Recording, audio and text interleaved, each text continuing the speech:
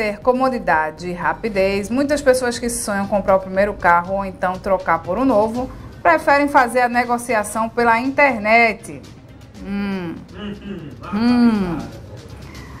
Alguns dizem que é mais barato, né? Mas também esse barato tem que tomar alguns cuidados, tá? Não está dizendo que é ruim não, mas a pessoa tem que observar algumas coisas para não ter um problema, tá? Inclusive, estar com alguém que conhece veículo para dar uma boa olhada, não é verdade? Vamos chamar o Patriota Júnior ao vivo, para a gente conversar sobre esse assunto? Então, Patriota, é um meio rápido, né? Você encontra várias opções, não precisa estar rodando de lugar em lugar, você está na palma da sua mão, olhando tudo direitinho, pode até encontrar algo mais barato, mas algumas coisas precisam ser observadas para não ter problema, né, Patriota? Bom dia. Oi, Renata, bom dia para você, muito bom dia para quem está com a gente aqui no Manhã Cidade. Uma mão na roda, né, Renata? Hoje em dia a internet, para as pessoas negociarem, venderem, comprarem, né, veículos, motocicletas, tanto em redes sociais, muita gente anuncia, né, coloca ali o seu bem à venda, algumas plataformas também específicas, mas é preciso ter cautela, né, na hora de negociar algum produto, porque você não sabe quem é que está do outro lado, né?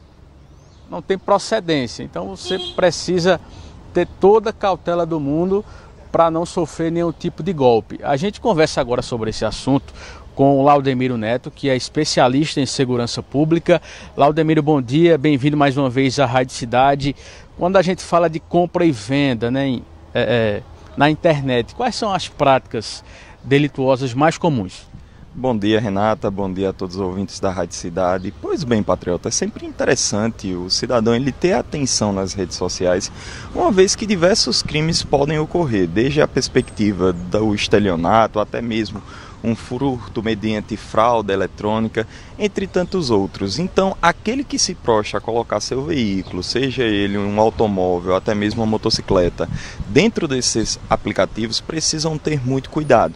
Principalmente porque, como você bem ressaltou, a gente não sabe quem é a pessoa que está do outro lado e que está mantendo contato. Então, alguns cuidados são essenciais para que você possa resguardar não apenas a sua integridade física, mas também o seu patrimônio. Por exemplo, é sempre aconselhável que uma vez você colocando imagens do seu veículo dentro das redes sociais para venda, você não coloque em frente à sua casa ou dentro do seu estabelecimento, porque isso vai mostrar quais são os bens que você detém. Acima disso, também é importante você não demonstrar a placa, o número dela, porque muitas vezes os sujeitos se valem dessa numeração para clonar aquele veículo, transformar um veículo parecido naquele com a mesma placa que o seu detém. Então isso faz com que a gente consiga evitar muitos delitos.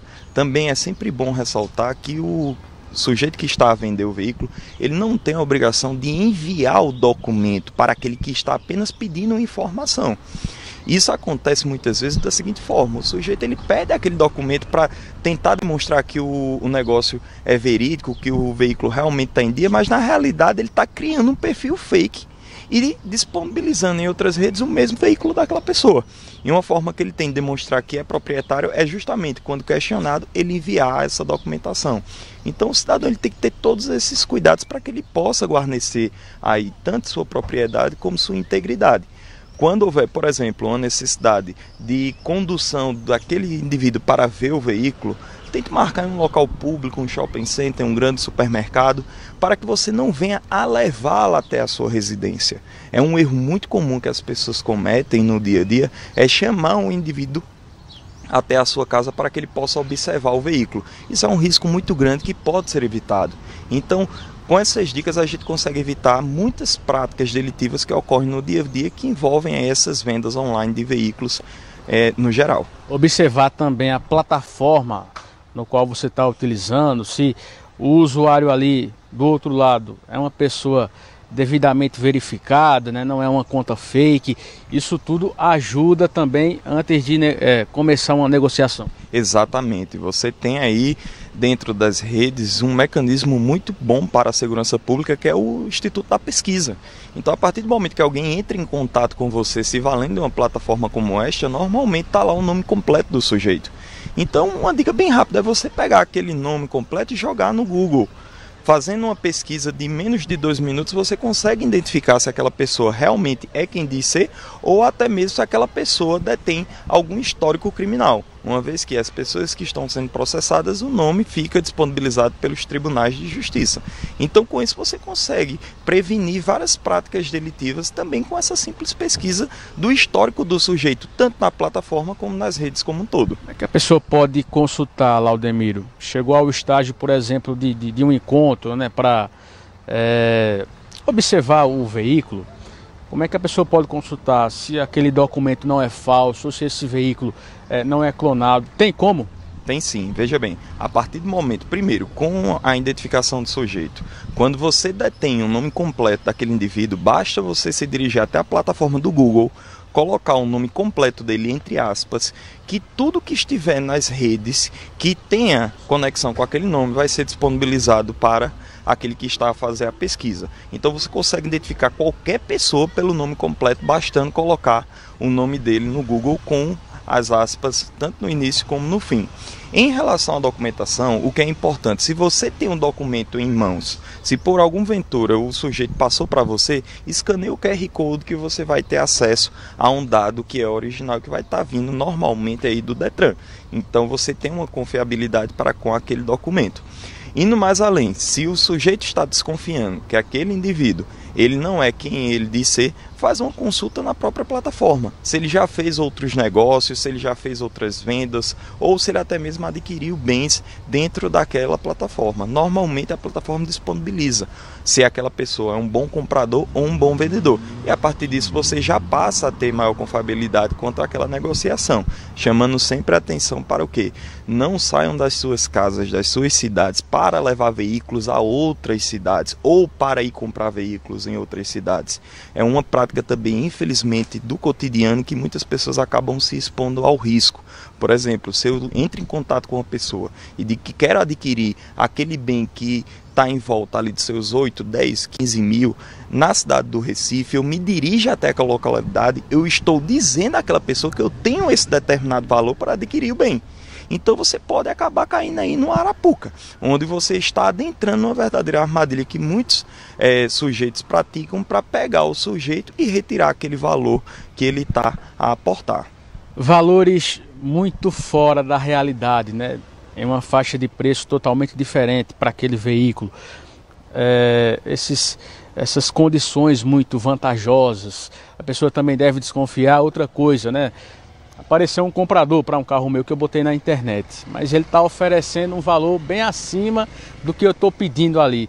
Você já deve ficar com um ponto de interrogação bem grande ali na cabeça, desconfiar. Sim, são duas manifestações, são duas condutas que chamam a atenção daquele que está a tentar adquirir um veículo, principalmente porque quando nós vamos analisar o crime de estelionato, que está no artigo 171 do Código Penal, nós temos que ter atenção que o estelionatário ele sempre traz uma boa proposta.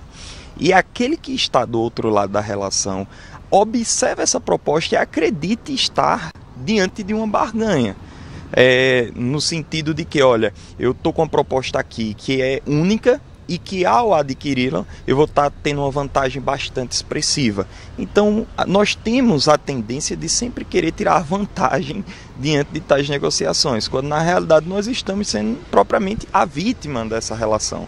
Então valores que estão muito abaixo da tabela de mercado, no campo dos veículos, por exemplo, nós temos a tabela FIPE que vai dar ali a margem de valor que cada veículo detém. Se você percebe que um valor está muito abaixo do que é a cotação do mercado, tome cuidado, fique com máxima atenção, porque provavelmente você pode estar incorrendo aí numa relação por meio de um golpista que está se valendo dessa sua vontade de adquirir um veículo e daquela oportunidade que surgiu no valor mais baixo do que o que você espera dele, para lhe enganar e para retirar o seu dinheiro. Outra relação, conforme você bem ressaltou, é quando o valor está muito além daquele que é o de mercado.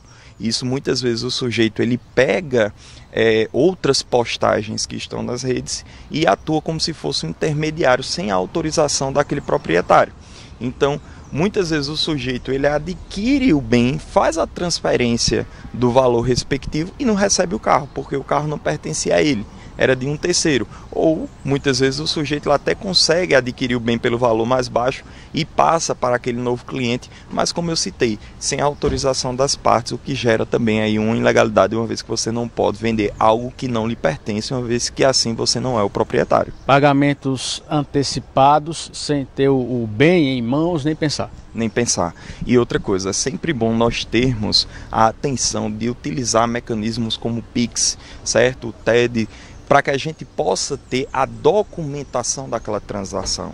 Veja, a partir do momento que eu faço um Pix, eu estou registrando uma conta bancária. Essa conta bancária, para ter sido aberta, ela precisa de dados daquele sujeito, daquele indivíduo que quer ser o cliente do banco. Então isso facilita numa possível investigação. Seria diferente, por exemplo, se eu pago à vista. A partir do momento que eu pago à vista, como é que eu vou provar que eu tive aquela relação? Como é que eu vou provar que eu entreguei aquela determinada quantia, aquele determinado valor?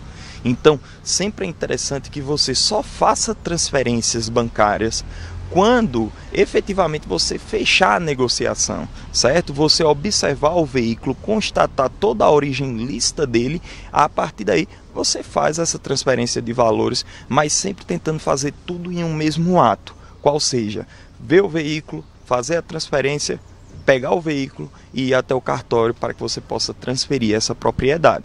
Mas aqui chamo também a atenção, busque fazer isso em um local seguro, não na sua residência, não em frente à rua que você mora, mas sim num lugar como um shopping, um lugar onde tenha câmeras que possam comprovar aquela relação e, acima de tudo, possa ter acesso a imagens e que a polícia possa chegar em caso de uma necessidade e ter a apreensão daqueles sujeitos que estão envolvidos naquela ação delitiva. Muito bem, tudo isso para evitar, né, Renata, que o sonho de adquirir um carro ou uma moto, né, se torne uma grande dor de cabeça, né? Conversamos aqui com o Laudemiro Neto, especialista em segurança pública. É com você. Perfeito, patriota. Uma aula que fizemos agora, né? Desconfie, né? Às vezes você quer ser... você encontrou um negócio com um preço muito abaixo do mercado. Gente, alguma coisa existe aí, por favor. Né? Não vamos bancar o esperto e depois, né, vem a dor de cabeça.